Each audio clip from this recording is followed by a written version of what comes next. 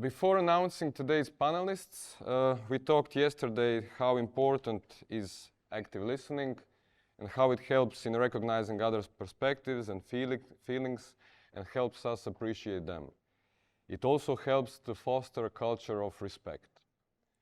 So, today we will talk about how do we listen to the market and what are the insights from the market and how we react to these insights of the market. So please, a round of applause for today's panelists. Liana Keserić, the President of the Management Board at Raiffeisenbank, Croatia. Please. Morning, Luka. Morning. Irnich, CIO at Vodafone, Germany. Welcome. Peter Blenninger, co-founder and managing director at CROZ. I'll take this one, huh? Welcome, Peter. And Krešimir Musa, CTO at CROZ.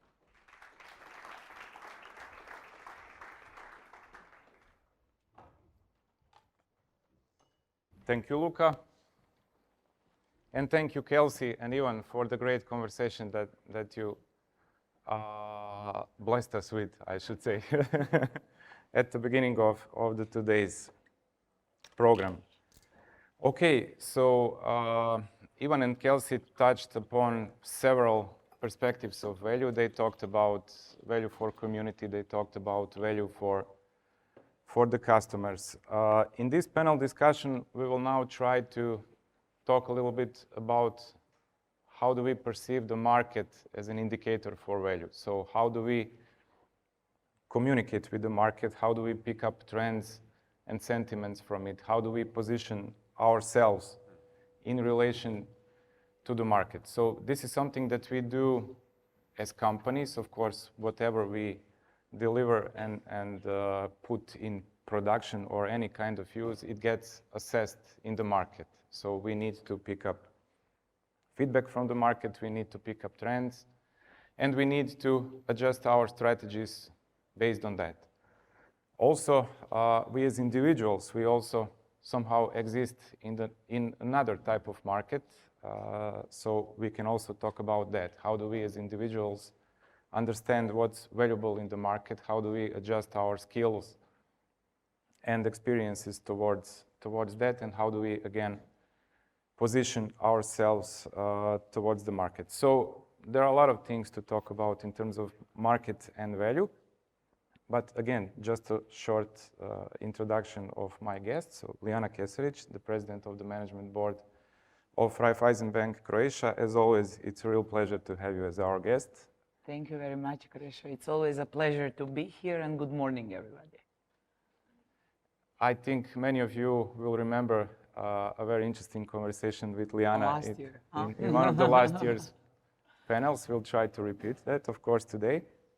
My next guest, for the first time, I will use the full name and the last name, but afterwards I will use the shorter version, as you instructed yesterday. Yeah. So Ulrich Irnich, I managed. Uli is a CIO of Vodafone, Germany. Yesterday in his keynote, he talked about several hats that he is wearing in his role. So we'll now, in today's discussion, focus on some of those hats, less those related to IT infrastructure and so on, and more about product and innovation, which are the aspects, I guess, related to the market the most. And finally, my dear colleague, Peter Blenninger, one of the managing directors for CROZ DACH, which we started recently. We had the first anniversary a couple of months ago. Fun fact, in 2020, when COVID broke out, we didn't, of course, have QED, but in our plans for that QED, Peter was one of the keynote speakers, but he was then in a different role, in a different company, and we will talk about that with you today because there's an interesting twist in your experience related to the market. Thanks for having me here today, and also hello to everybody. Okay, let's start. Liana, please. A bank, of course, exists in the market, and most of what it does is related to the trends in the market. How do you perceive the role of the market as a thing that determines value for your organization? So, yeah, maybe it will be a bit different what you would expect, but basically for me, I don't think about the market as some abstract concept.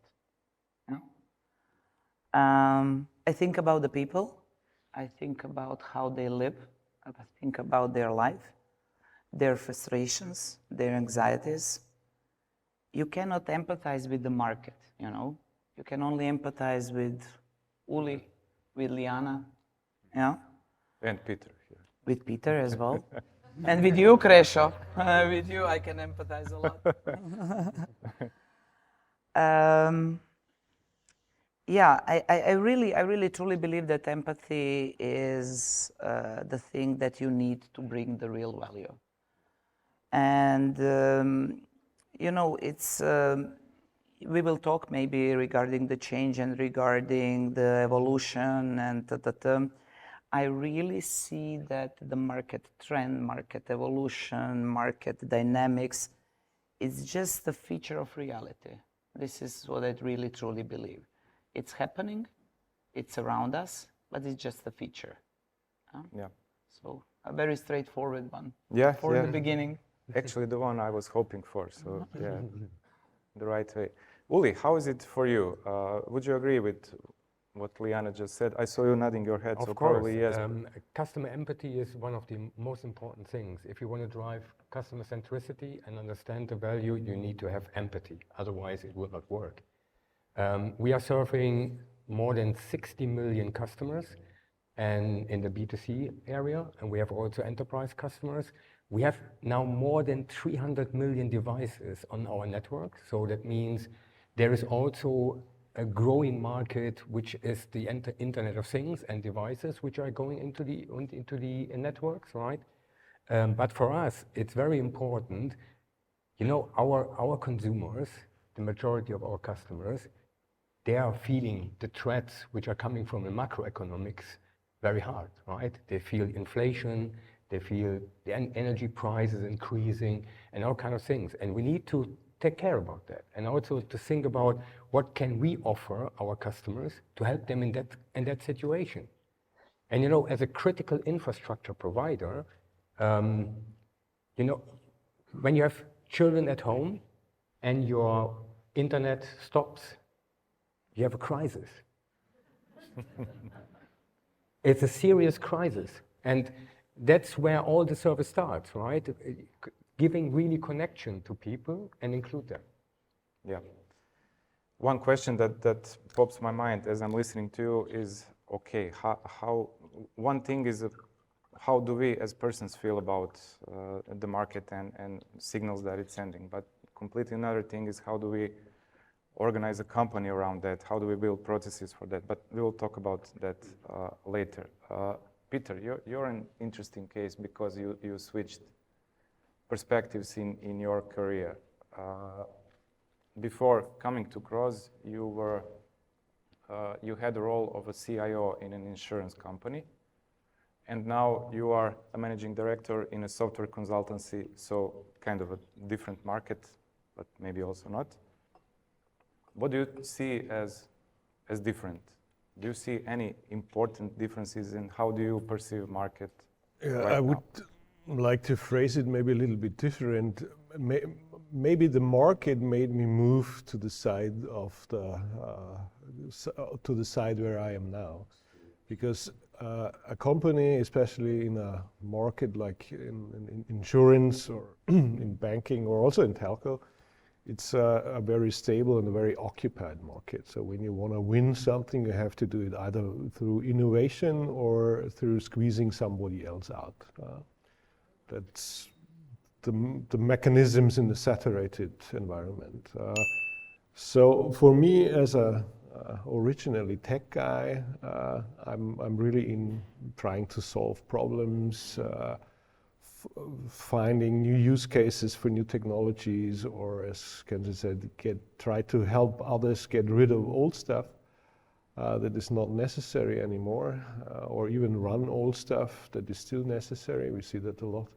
And moving to this consultancy and to the CROZ side, actually, I would say is for me, the right spot. In a company, in a saturated market, you have to take care of politics. You know what has to be done, but there are some other obligations in the company, and you cannot move forward. And as we heard it in this morning, sometimes it's time to change and switch the side. Yeah, especially if you are not that enthusiastic as Uli was yesterday in his keynote.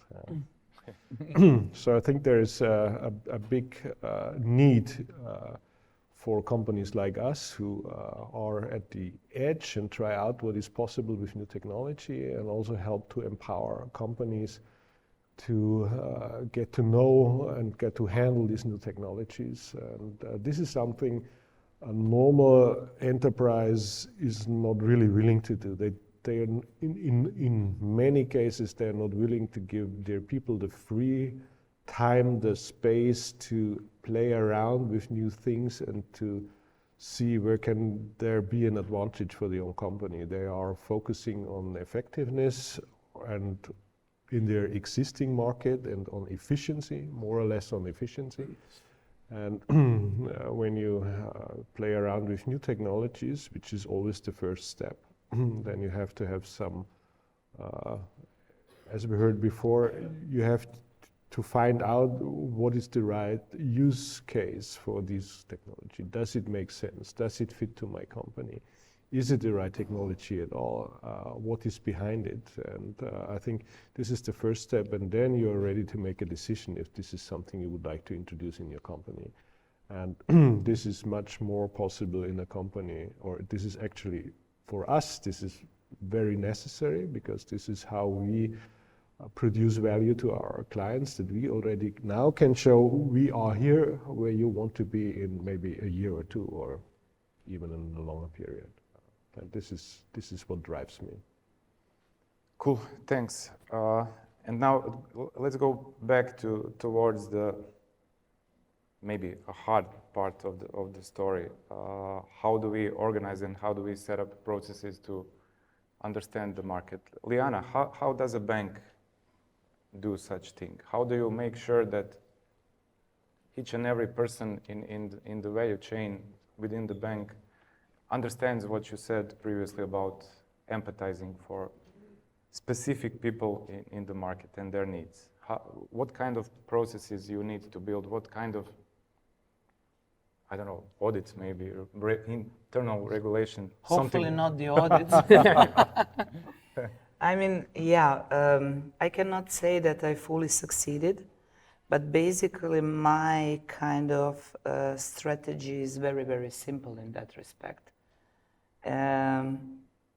Just try to see how any project that you are entering is basically affecting employees and customers.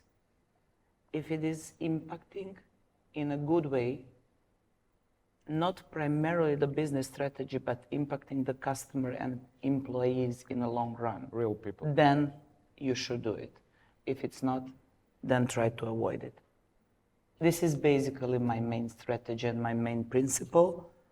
I'm not successful in it, I have to say, because we'll do a lot of things which do not make sense on the first and second and third instance. But basically we are trying to organize our portfolio around it. Customer needs, employee needs. That's it. Okay, and at one point a product will end up in the market, and there will be those real people using it, and they will have pieces of feedback related to the product itself. How do you then pick up those information that are coming from the people? How do you take the feedback and adjust what it's needed to be adjusted in the product to make it a better fit? I mean, bank is maybe a little bit specific, yeah? We get immediate feedback by customers. We get it on daily level, you know, customers are basically telling it to us.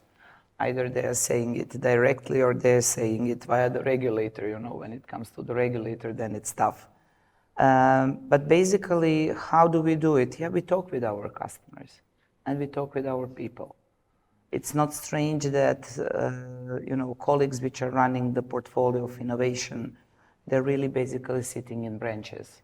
They're sitting in the call center. They really talk to the real people which have real problems, because we build those problems for them, yeah, for 20 years. With customers, I can say one great example. Yeah? We switched to the new internet banking in course of Europe, which happened recently. And we were so proud of it. We really were proud of it because we said, yeah, that's an excellent, excellent product. And what our customers told us, we don't like it. Yeah, we don't like it. Simple as it is. Redo, you know? And yeah, this is how you get it at the end of the day. But basically, it would be better to get it in an iterative manner. This is what we are trying to do as well. With a little bit of less of a risk. Not to face the wall, yeah? Yeah, okay, great. Uli, your organization is highly dependent on technology. I mean, the bank is also, and of course, organizations like CROZ are too. While talking about trends in the technology market, how do you make sure that you still retain a customer perspective? How do you make sure that you are not blindly chasing the technology trends instead of investing into understanding customers and their needs? And that's not an easy question, Yeah, to be very honest. We installed friendly user tests, right? So that means that you interact with new products directly with customers and take the feedback in and evolve the products before we make a big launch. That's number one. On the enterprise side, we are building such kind of plenums where we have enterprise customers in and looking how good are the technology pieces solving their issue, right? And adopt to that. I'm always struggling because, if Henry Ford asked the people at that time what's the best for them, they asked for more horses. So you need also to balance between customer feedback and how you inject imagination for new things into your customers as well. And it starts with your own employees. Because I totally echo on that. I'm a truly believer of the Harvard service model. Happy employees are generating happy customers. Happy customers are generating happy employees, right? So that means this kind of correlation needs to be adopted. And we built a future floor where we brought in all our innovations on a floor that our employees can test that. What we are doing on sustainability, what we are doing on mobility, what we are doing on drone controls and serving hospitals with drone flights, right? We have a complete platform developed on that so that they get an idea on that. Because when you get the perspective, what is possible with technology, you can also a bit influence the market. Mm-hmm. So not just listening, you can also influence to that. How does that apply to your wife and the 5G example that you mentioned yesterday? That's crap. No, I think that's the main DNA of a telco. We are engineers, and engineers love technology, right? And we are building technology by our heart, and that's the reflection we also getting into to say, how do we get really also monetize new technology? Because we are not a charity club. Of course, we can build technology and give it for free, and everybody will love us. But at the end of the day, we are a company. We need also to learn and to earn money. So therefore, especially if you look to 5G, that's a brilliant technology. But it's really difficult on a handset to demonstrate a consumer, a customer, what does it mean have low latency on your mobile phone, right? Because there is no experience for you. As long as you're not starting to have gaming or something like that, where you see latency coming. And therefore, we need to do more about, let's say, education also for the market, but also for the government. Because, if you look to the European community, I think we are lacking on digital capabilities and also how we drive technology. And what's the big pity? We invented most of the technology you see outside in the US or in China. We invented, right? We in Europe invented, but we hinder ourselves to scale it. And I think we need to be more proud of what we have there and scale it as a European community. That's one big thing. And at one stage, I'm pretty sure my wife will laugh. That would be great, yeah. Yeah, absolutely. Coming back to empathy and again, picking up the feedback from the real people. Peter, what would you say? Can technology help us here in understanding the feedback? Do we have the tools for that? Definitely. Now, we talked about the individual feeling, but when it comes to improvements in our products, we take the statistical approach, and we have now so many possibilities through the digitalization of the society that we can measure actually many things that we were not aware of that before. So technology gives us much more feedback, and even much more feedback than we can handle without technology. So we need something like machine learning to process this data and to get the insights out, actually. And but also on the individual basis, when we get information back from our clients, then we are in a heavily regulated environment, especially when it comes to privacy issues. And also there, we can make use of technology to get out of this dilemma.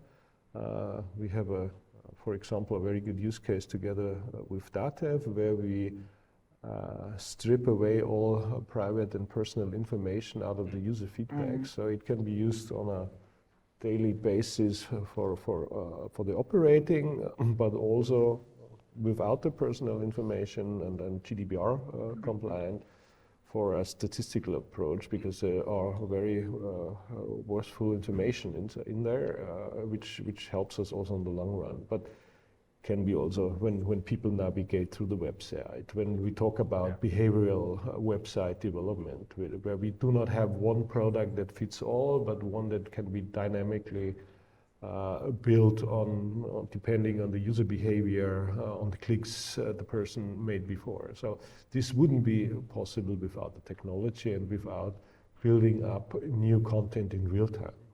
And I think these are achievements that are only possible because we use these feedback loops with technology. Couldn't be done from like we did it 10 years ago.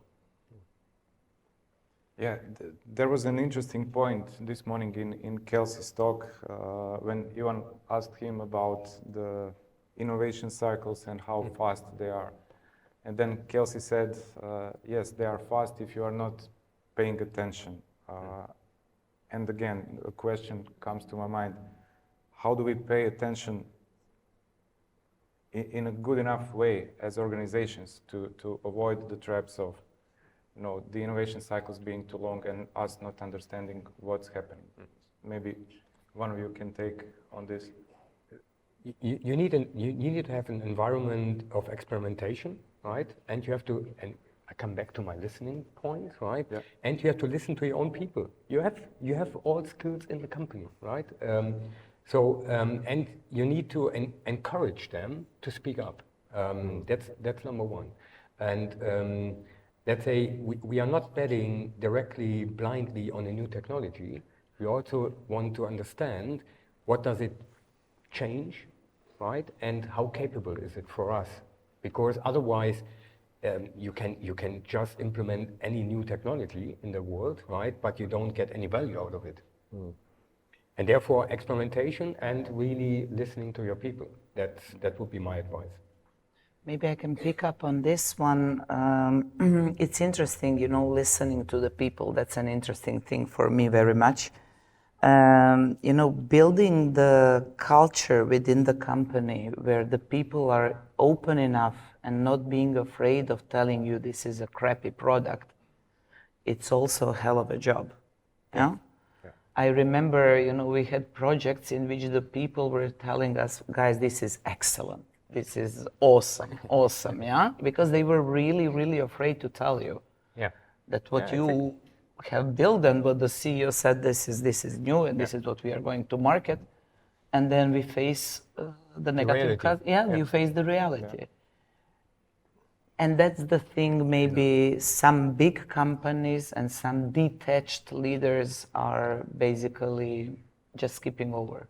That's important. And then you have the dilemma with the sunken costs. There is an investment in a technology that doesn't work, but people who make decisions still want to make this thing a success, and they are not willing to throw it away. And this is, I would say, also what Keserić said before. You have to get rid of the old stuff, and this is very hard. So what doesn't, many companies add new things and keep the old ones, but they do not get rid of this old stuff. And it's like always eating, but you know, everybody, well, the old people remember Monty Python with this peppermint thing in the end.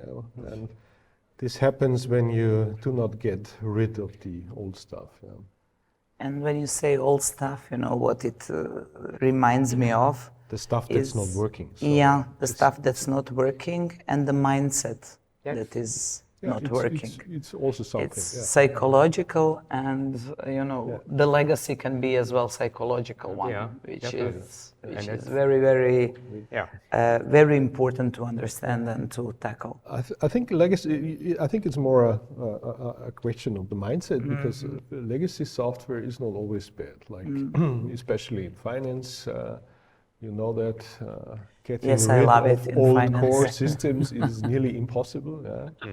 When it comes to insurance, even more. When you have long obligations in your systems, you cannot migrate them to new systems, but or in many cases.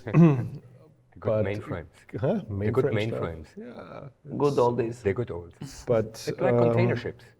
They are just driving. And there's no value in doing the same thing again, just with another programming language or with another technology. So there's maybe there are some better ideas, but getting rid of things that are not necessary by the client anymore or not requested anymore. And I think this brings us back to the beginning.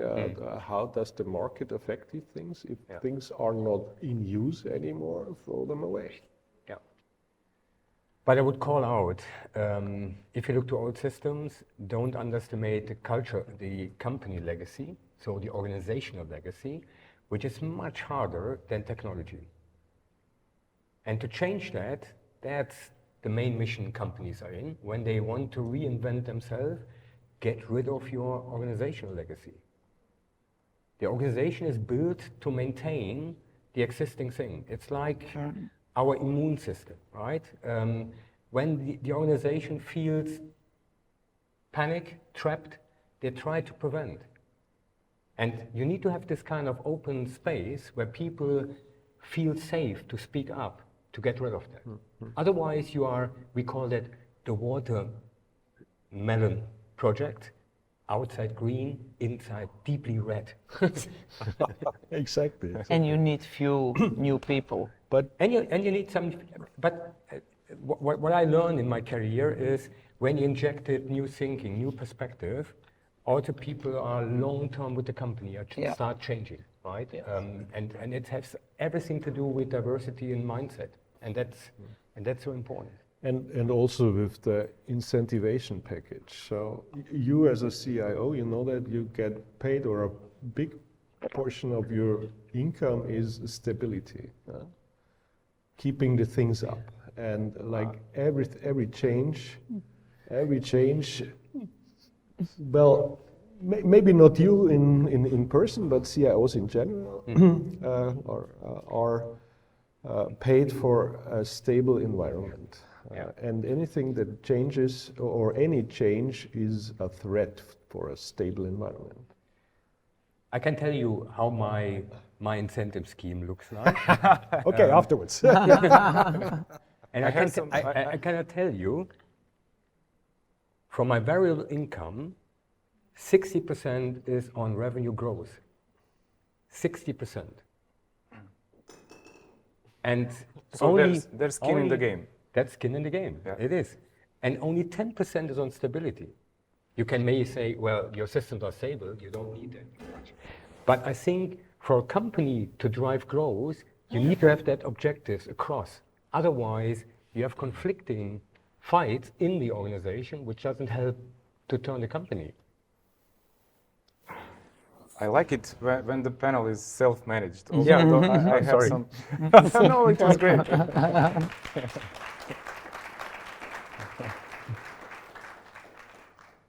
Before we open for the questions from the audience, I have a couple of my own left. So, Liana, you've mentioned people in the organization several times. Of course, as president of the management board, that's a huge part of your responsibility.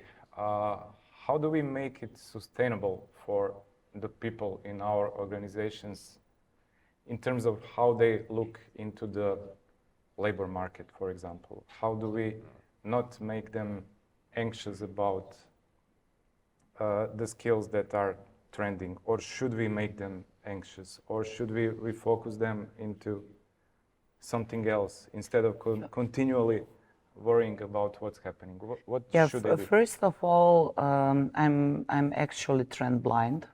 That's important. I'm really trend blind. Trends come and go, you know. I really see trends as decorated Christmas trees, and I'm much more looking into the forest. Yeah? I'm looking into the forest and sustainability of the whole ecosystem.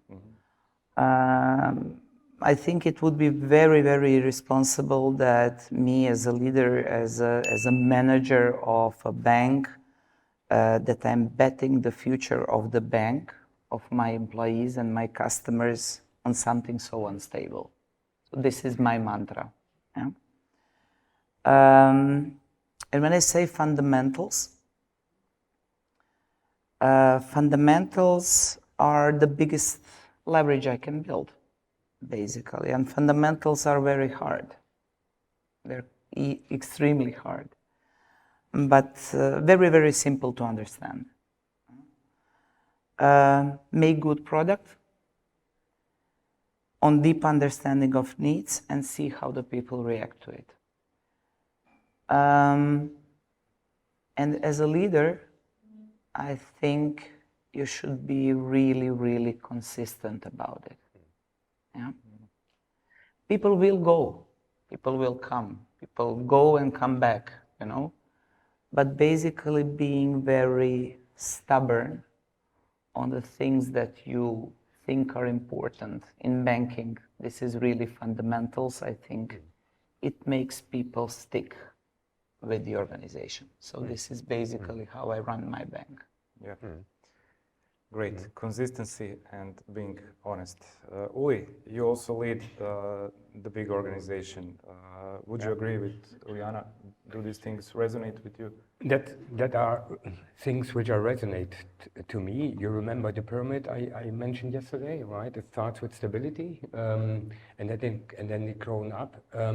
For me as a leader, there are three, I would say in that time we are in, there are three fundamental things. The first thing is you need to be authentic. You cannot play a role. You need to be yourself. Otherwise, you're wasting too much energy in playing something you are not in. So authentic is one. Number two is empathy. You need to understand people and you need to connect with people. Otherwise, and you know, we are in a big technology business, but technology is here to serve us, not the other way around. So therefore, for me, the mantra is really be empathic. And the other thing is, the third dimension is adaptive. The things you were good last year or the year before doesn't matter anymore when things are changing. You need to keep this mental agility in your mind, and it's hard. I can tell you, it's hard.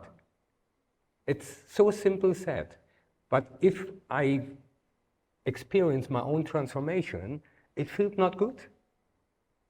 It feels a bit painful, you're a bit get heated, and then you get used to it. But you have to acknowledge the adaptivity of the world, and the world is changing.